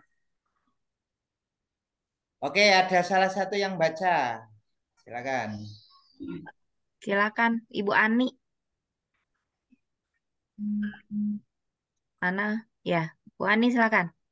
Pada pembangkit listrik tenaga air PLTA, air dari waduk sungai masuk melalui pintu 2 yang diatur oleh katup pengaman. 3. Air kemudian masuk ke tangki pengaman tekanan. 4. Air di dalam pipa pesat. 5. Mengalirkan dan mengarahkan air ke turbin. 7. Melalui katup pengatur tekanan. 6. Untuk mendapatkan tekanan energi yang besar. Energi potensial air kemudian menggerakkan turbin. Energi gerak tersebut kemudian diubah menjadi energi listrik oleh generator. 8. Energi listrik dari generator kemudian diatur kapasitas tegangannya dan dialirkan oleh transformer. 9. Energi listrik kemudian dibagikan ke konsumen oleh saluran transmisi. Ya, oke. Ya, ini maksudnya nomor-nomor di sini loh Bapak Ibu ya. Saya kecilkan sedikit ya biar bisa terlihat semua ya. Nah, maksudnya itu nomor-nomor di sini loh Bapak Ibu. Ini kan air. Ini ada apa Bapak Ibu? Katupnya ya. Nomor 3 itu loh. Itu katup pengaman ini. Nomor 3 ini katup pengamannya. Kemudian kalau ini dibuka, maka airnya itu akan mengalir. Mengalir ya kan. Nah, pipa pusat. Nah, air di dalam pipa pusat yang ini pipa mengalir ya kan. Ya, keempat ya kan. Kemudian pipa pusat mengalir dan mengarahkan air ke turbin. 7 ini berarti turbin ya, melalui katup pengatur tekanan 6. Jadi melalui 6 ini ya. Kemudian setelah itu mendapatkan energi yang besar ya. Energi potensial air kemudian menggerakkan turbin. Jadi ini energi potensial ini ya, potensial. Ya, air itu kan energi potensial air itu ya. Nah, ini terus menggerakkan turbin ya. Nah, menggerakkan turbin, energi gerak tersebut kemudian diubah menjadi energi listrik oleh generator ini loh. Ini generator ini ya. Kemudian 9 itu dialirkan melalui transformer ini, dialirkan ke transformer. Ke saluran transmisi.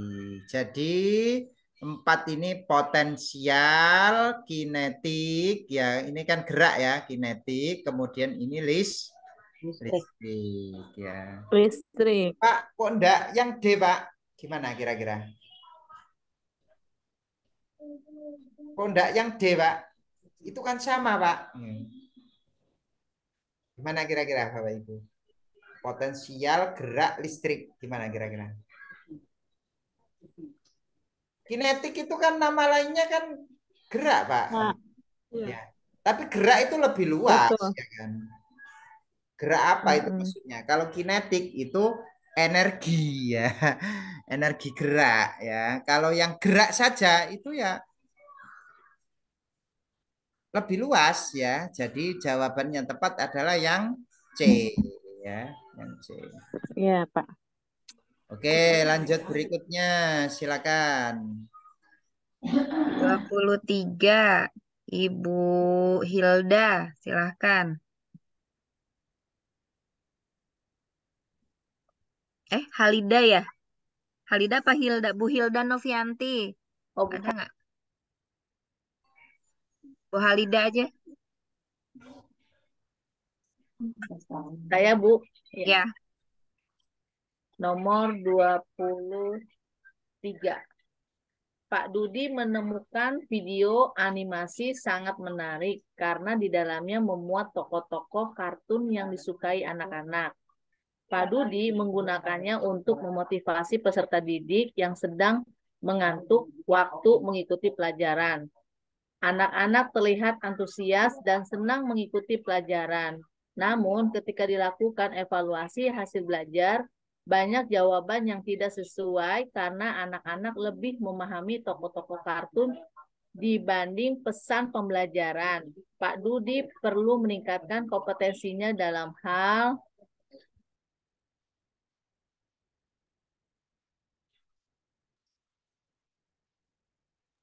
A. Penguasaan metode pembelajaran yang disesuaikan jenis media. B. Cara penilaian keaktifan peserta didik selama proses pembelajaran. C. Memilih jenis media yang sesuai dengan tujuan pembelajaran. D. Strategi dalam memanfaatkan media. E. Memilih kualitas media sesuai karakteristik peserta didik. Nah, kan bingung Bapak Ibu ya. Memilih kualitas media sesuai dengan karakteristik. Memilih jenis media sesuai Pakai dengan video animasi, anaknya seneng, tapi C, Pak. ketika evaluasi tidak ada yang bisa menjawab ternyata. Tidak sesuai. Anak-anak itu hanya terpaku ke kartunnya, tapi pesan dari pembelajarannya nol. Gimana kira-kira? C, Pak. Memilih jenis media yang sesuai dengan tujuan pembelajaran. Betul. Jadi meningkatkan kompetisinya dalam hal memilih jenis media. Disesuaikan dengan tujuan pembelajarannya. Dengan demikian, maka pesan pembelajarannya akan tersampaikan ya. Berarti C, Pak. Iya, jadi memilih jenis media. Jangan hanya menarik saja Bapak Ibu ya. Wah, anak-anak ini kalau saya suguhkan video ini menarik nih, tapi setelah dinilai malah nilainya jelek. Nah, berarti apa? Tidak sesuai dengan tujuan pembelajarannya. Jadi jenis medianya disesuaikan dengan tujuan pembelajarannya sehingga nanti apa? Pesan dari pembelajarannya itu tersampaikan. Oke, lanjut berikutnya 24. Silakan. 24, Ibu Relawati, silahkan. Ya, Bu. Pada pukul 17.00 waktu Indonesia Timur, Andi tampak sedang berbelanja di sebuah pasar swalayan. Ketika memperoleh barang yang diperlukan, ia tampak cepat sekali memasukkan barang tersebut ke keranjang belanja. Barang-barang yang dibeli pun termasuk barang berkualitas bagus dan mahal. Perilaku konsumen tersebut dapat diartikan bahwa A. Andi telah berbelanja di swalayan yang mahal. B. Andi merupakan konsumen yang tidak teliti. C. Perilaku konsumen yang tergesa-gesa. D. Andi tidak mempedulikan berapa harga barang tersebut. E. Barang yang dibeli tidak memiliki label tertentu. D. Kuncinya tergesa-gesa, Pak. D. Yang B, Andi merupakan konsumen yang tidak teliti. D, D. Pak. D. Andi tidak Tidak mempedulikan barang. mempedulikan berapa harga barang tersebut. D. Perilaku konsumen. Ini kan pukulnya sudah berapa ini? Pukul 5 ya? Pukul 5. Ketika memperoleh barang yang diperlukan, ia tampak cepat. Nah, dapat barang langsung saja dimasukkan ke keranjang. Ya, tidak mempedulikan harga barang. Barang-barang yang dibeli pun termasuk barang yang bagus dan mahal. Perilaku konsumen tersebut dapat diartikan bahwa Andi telah berbelanja di swalayan yang mahal. Tidak ya? Tidak. Andi merupakan konsumen yang tidak teliti. Bisa jadi, ya kan? Langsung saja diambil tapi tidak Melihat cek harga. Lihat cek harganya kan ya. Iya, Pak. Perilaku konsumen yang tergesa-gesa, apakah tergesa-gesa? Tampak cepat sekali. Cepat sekali. Iya, bisa jadi, Pak. Berarti perilaku konsumen yang tergesa-gesa ya kan? Nah, lanjut berikutnya. Andi tidak mempedulikan berapa harga barang tersebut. Bisa jadi juga. Bisa jadi juga ya. Yang dibeli tidak memiliki label tertentu tidak. Jadi coba Bapak Ibu pilih antara B, C, D ya. B, C, D yang mana kira-kira? D. D, Pak. Kalau C gitu Pak, soalnya di Harus situ punya alasan ya. kelihatan cepat sekali itu tadi. Karena dia tergesa-gesa, dia tidak mempedulikan harga barang dia mas-mas. Iya, tampak cepat sekali memasukkan barang.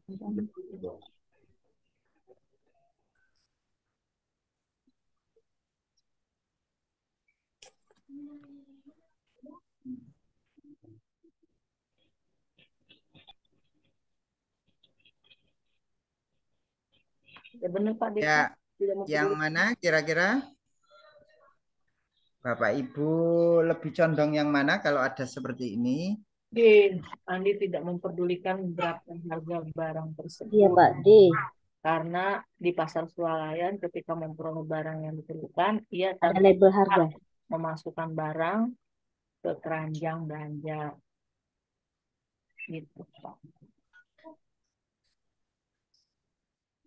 Barang yang dibeli tidak memiliki label tertentu. Label tertentu. Andi tidak mempedulikan harga barang tersebut. Perilaku konsumen yang tergesa-gesa.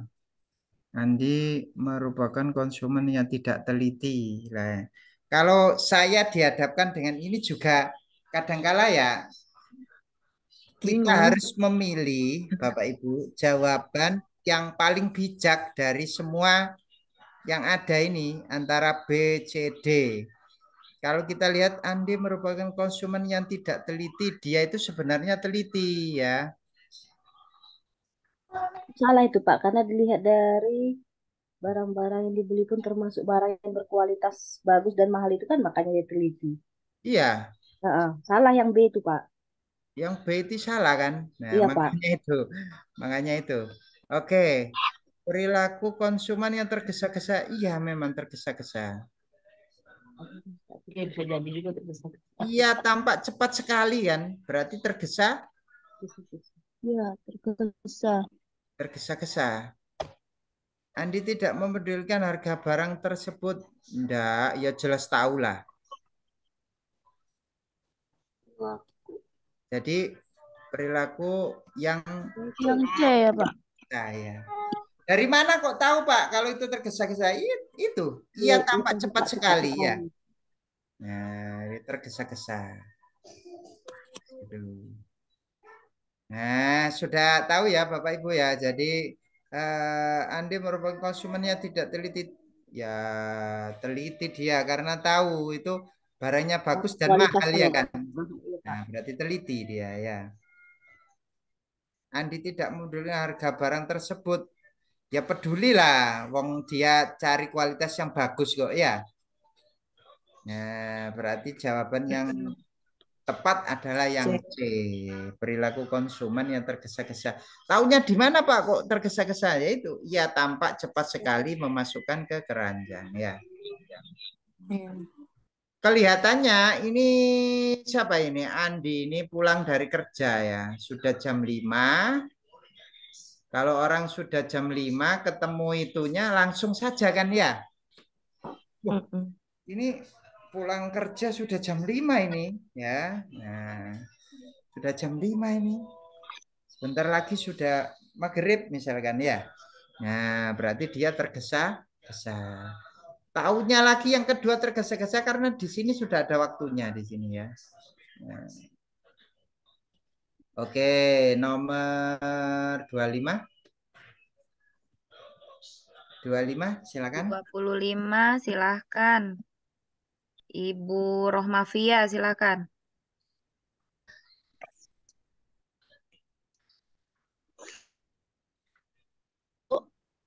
Ya. Di salah satu sekolah dasar terlihat guru sedang berdiri di depan kelas. Kaki guru dilebarkan dan kedua tangan diangkat ke atas. Rupanya guru sedang memberikan gambaran melalui demonstrasi kepada peserta didik. Peserta didik memperhatikan guru, akan tetapi mereka kurang memperoleh gambaran yang lebih konkret. Kondisi tersebut menunjukkan bahwa guru tersebut menghadapi permasalahan dalam pembelajaran, yakni A. Kekurangan tenaga pengajar terampil menyediakan peta Indonesia. B. Sekolah jauh dari pusat kota menjadi kendala penyediaan media belajar. C. Tidak memiliki media pembelajaran berupa atlas maupun peta Indonesia. D. Kesulitan apabila dibawa belajar perpustakaan. E. Penggunaan piranti teknologi sangat dianjurkan untuk pembelajaran. Pak. Penggunaan Lihat guru sedang berdiri di kelas, kaki guru piranti teknologi dilebarkan, tangan diangkat. saat dalam pembelajaran. Karena di situ nggak dibuka pilihannya banyak yang tentang peta tapi. Iya, pilihannya tentang peta kok kakinya yang dilebarkan ya. Tangannya diangkat, apa itu? Nah, ya itu. Peserta didik memperhatikan guru akan tetapi mereka kurang memperoleh Kaki guru gambarannya lebih dilebarkan dan konkret. Ya kedua jelas tangan ya. Tidak konkret kenapa? Loh, kakinya moro-moro dilebarkan. Terus tangannya diangkat. Nah, memberikan gambaran. Tapi yang digambarkan juga tidak konkret gitu ya. Kondisi tersebut menunjukkan bahwa guru tersebut menghadapi masalah dalam pembelajaran terkait apa ini kira-kira? Yang A, kita deteksi satu persatu. Kekurangan tenaga pengajar terampil menyediakan peta Indonesia. Masa kekurangan tenaga terampil? Salah ya? Sudah mencoba terampil Pak gurunya. Oke? kali Pak. Gurunya enggak terampil. Enggak, sudah mencoba terampil. Oh ya, sudah mencoba terampil ya. Oke. Sekolah jauh dari pusat kota menjadi kendala penyediaan media. Oh, enggak ada alasan ini ya. Enggak dijelaskan, Pak. Ya. Oke. Tidak memiliki media pembelajaran berupa atlas maupun peta. Bisa jadi ya. Bisa jadi. Kesulitan teknis apabila peserta didik dibawa belajar di perpustakaan. Enggak ya? Masa bawa ke perpustakaan juga saja kesulitan teknis? Iya, mungkin. Ya, ini ya. Kemudian menggunakan piranti teknologi sangat dianjurkan untuk pembelajaran. Bisa jadi. Jadi antara yang C dan E. Yang C ya, Pak. Supaya konkret yang itu. yang E. E. Pak. E, Pak. Yang E ya. E, Pak. Iya, Pak. Ya. Yang E. Supaya bisa konkret itu ya pakai teknologi. Ya. yakni penggunaan piranti sangat dianjurkan ya. Kondisi tersebut menunjukkan bahwa guru tersebut menghadapi permasalahan dalam penggunaannya. Ini penggunaan piranti ya, itu yang harus ditekankan. Oke, lanjut berikutnya. Apa yang nomor 21? Ini terakhir ini Bapak Ibu, sudah tidak ada lagi ini. Terakhir nomor 27, silakan. 27. Saya lanjutkan ya, Pak. Ya, silakan. Ya, silakan, Bu. Perkembangan iptek di era web 2.0 telah mengubah pola intermasyarakat. Contoh nyata sebagai bukti perkembangan iptek ini yakni A. Guru sangat mumpuni dalam menggunakan CD proyektor di kegiatan belajar. B. Telepon pintar digunakan secara pasif dalam kegiatan pembelajaran. C. Generasi tua mulai tidak bisa mengenali generasi di bawahnya karena jarang ketemu. D. Penggunaan alat pengeras suara untuk mengkomunikasikan informasi. E. Generasi muda lebih senang melalui media sosial dan blog. A. Yang A. Yang A ya. Ya. Pak. Pola Kaitannya interaksi dengan masyarakat. interaksi Yang masyarakat, Bapak Ibu. Generasi. Pak, generasi muda. Mengubah pola interaksi yang tadinya itu bertatap muka, sekarang tidak tatap muka. Kan gitu aja intinya ya.